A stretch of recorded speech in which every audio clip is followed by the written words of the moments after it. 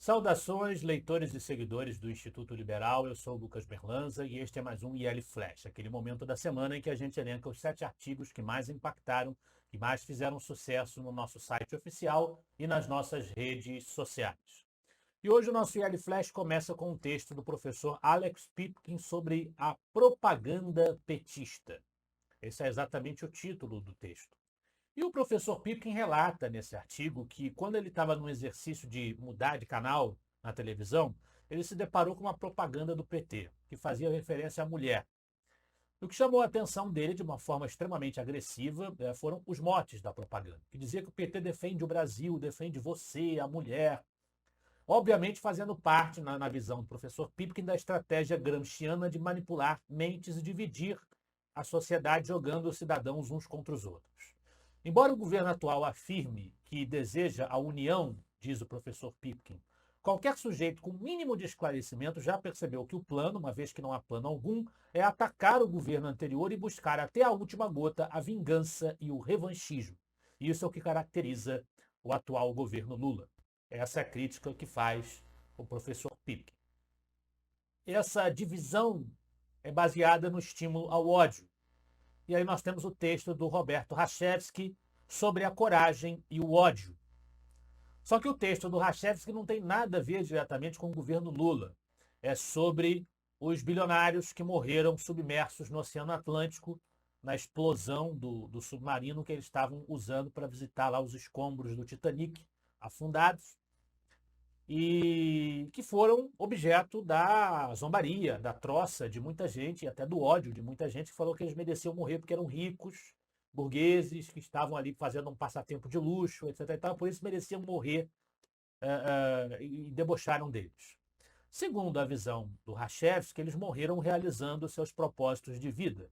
Quando isso acontece, os que apreciam a vida e entendem que a benevolência do universo existe, mas requer descobertas que somente poucos se atrevem a fazer para benefício próprio e de muitos, param para admirar e exaltar aqueles que tentaram. Os medíocres infames se regozijam destilando ódio e inveja. O ser humano é racional, mas isso significa apenas que a ele é dada a faculdade de pensar. Uns usam, outros odeiam e invejam. O Ocean Gate era um experimento e todos os que pereceram se voluntariaram para participar, mesmo sabendo dos riscos. E o Rachevsky os aplaude pela ousadia e pela intrepidez do que eles fizeram, apesar de ter terminado na morte deles pela explosão, pela implosão do submarino. É uma defesa dos bilionários que participaram desse projeto que o Rachevsky faz no seu artigo. Parte dessa inveja é o que alimenta a ideologia socialista nas suas diversas manifestações, e ela é o mote do texto também do Roberto Rachevsky, Podre de Maduro. O título, naturalmente, é uma brincadeira com o nome do ditador da Venezuela, Nicolás Maduro. O Rachevsky vem nesse artigo defender um ponto que ele volta e meia aparece nos artigos aqui no IL sustentando. Muitas pessoas dizem que o socialismo é uma ideia muito boa, uma ótima ideia, maravilhosa, bonita, mas que não funciona na prática. Tudo que não funciona na prática, refuta o Rachevsky, é uma péssima ideia. Dizem que o socialismo carrega boas intenções, mas os fatos históricos mostram e provam que em todos os lugares em que regimes de inspiração socialista foram implementados, os resultados foram o oposto do que havia sido prometido. Dizem que o socialismo, quando não dá certo, não foi implementado como deveria ter sido. Mas isso só prova a ineficácia das suas proposições. É isso que, essencialmente, o artigo do Rachevsky sustenta de cabo a rabo. Socialistas costumam implementar, como eles governam em ditaduras, a censura. E a censura é o que vem sendo defendido no Brasil por muitas vozes que se dizem progressistas, bombocistas ou coisa que o vale. E é sobre isso o artigo do Gabriel Wilhans, A Sacralização da Censura do Bem.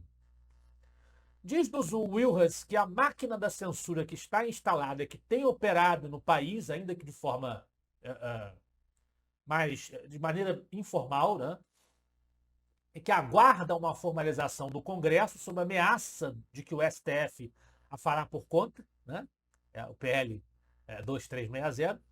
Como todas as máquinas de censura da história, essa máquina pode ser usada para os objetivos mais diversos possíveis. Ainda que uma coisa não exclua a outra que possa ser usada para múltiplos fins, É sintomático que todos os militantes identitários estejam entusiasmados com essa censura e a promessa de ter ainda mais poder censor no futuro. Nós estamos em vias de ver a concretização, diz-nos o Wilhans, de um dos desideratos mais nefastos do politicamente correto: a formalização, sacralização e legitimação da censura do bem, a higienização da opinião pública. Desaparecer com tudo aquilo que eles acham que é feio e atrasado. É a morte da divergência, é a morte da discussão, é a morte da liberdade. Contra isso, nós que a defendemos, devemos lutar. Voltamos ao governo Lula com o texto do Luan Sperandio. Popularidade do governo Lula registra queda. De acordo com o texto do Luan, a popularidade do governo Lula registra queda de 8 pontos em 3 meses, o que é uma avaliação do IPEC. Após 5 meses de mandato, a popularidade apresentou uma queda significativa. Embora a avaliação positiva ainda supere a negativa, a margem medida em junho diminuiu em 8 pontos em relação a março, conforme apontado pelo IPEC. Na semana em que o artigo é publicado, na semana passada, o governo lançou 3 medidas que visam melhorar a popularidade. E aí a gente já se preocupa, né? Especialmente entre a classe média e aqueles que recebem até 2 salários mínimos. A primeira medida foi uma medida provisória que estabelece faixas de desconto para veículos populares e caminhões, podendo chegar até 8 mil e 99,4 mil, respectivamente. Também foi lançado o programa Desenrola, que renegocia dívidas de até R$5 mil para pessoas físicas. Além disso, o governo relançou o programa Farmácia Popular, oferecendo medicamentos gratuitamente. A expectativa é que a desaceleração da inflação e a manutenção de uma economia aquecida contribuam para a popularidade do governo. Lembremos-nos de que isso se dá graças muito ao Banco Central de Roberto Campos Neto, com a sua postura austera de contenção da inflação através da manutenção sóbria de uma taxa de juros incômoda, mas necessária. E isso vem sendo alvo de ataques e vitupérios do governo Lula. O governo Lula atacando aquilo que o ajuda a trabalhar. Quando terminar o mandato de Roberto Campos Neto, meus amigos, Deus sabe o que será do Banco Central e, consequentemente, Deus sabe o que será deste país. Por falar em ricos, bilionários, dinheiro, inflação, pobreza, socialismo, temos um texto do historiador Rainer Zitelmann. Não, os ricos não ficam ricos às custas dos pobres. É um texto, na verdade, repostado em que o Rainer critica a famosa tese da soma zero. Uma pessoa só enriquece porque a outra fica pobre. Na verdade, ela gera riqueza porque ela atende à necessidade, em via de regra, né? Atende à necessidade, à demanda de um público consumidor e isso gera emprego, gera riqueza, gera satisfação do consumidor. Então não é apenas o rico que ganha a sua riqueza. O trabalhador, aquele que trabalha para ele, também ganha dinheiro porque vira um assalariado, ganha um emprego onde antes havia desemprego. O consumidor ganha um produto que o satisfaz onde antes havia apenas a demanda e a necessidade. Então não existe na economia a soma zero. É uma visão falaciosa que os socialistas costumam alimentar para combater as ideias do liberalismo econômico. E por fim, na liderança do IL Flash de hoje, nós temos um texto da coluna Judiciário em Foco, da nossa querida advogada Kátia Magalhães. A cada fala do imperador togado, maior a insegurança. O texto fala sobre um comentário do ministro Alexandre de Moraes sobre os presos das manifestações vândalas de 8 de janeiro.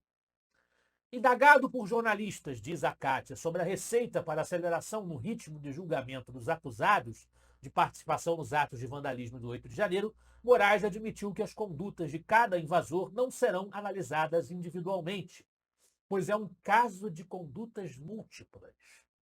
Quem estava lá participou. Não preciso dizer que fulano quebrou a cadeira A ou riscou o quadro B. Estar lá, invadindo prédios públicos, já é crime. E aí a Kátia escreve: em relação a esse tópico, me permita, caro leitor, uma breve digressão sobre os poucos tecnicismos, apenas para que você seja capaz de avaliar por si mesmo toda a extensão da singularidade da manifestação do togado. E ela coloca os argumentos jurídicos para concluir que, sempre que o império da lei é substituído pelo dos homens, ninguém pode se sentir seguro. Até quando suportaremos ver entre nós o julgamento de réus sem especificação de condutas, enquanto sentenças contra criminosos notórios são anuladas por firulas? Censuras e parlamentares defenestrados por fundamentos inexistentes. Que os soberanos da atualidade tenham seus caprichos freados pelas instituições acionadas mediante pressão de uma sociedade fortalecida e mais madura. É tudo o que nós esperamos que aconteça. Se você não especifica as condutas, não tem como especificar as penas e, portanto, nós temos aí um juízo coletivo ao arbítrio do ditador de ocasião. Esse foi o nosso CL Flash de hoje. Eu espero que vocês gostem dos artigos e dos debates proporcionados pelo Instituto Liberal. Semana que vem estaremos de volta. Afinal de contas, para nós, você é a parte mais importante da sociedade. Até a próxima.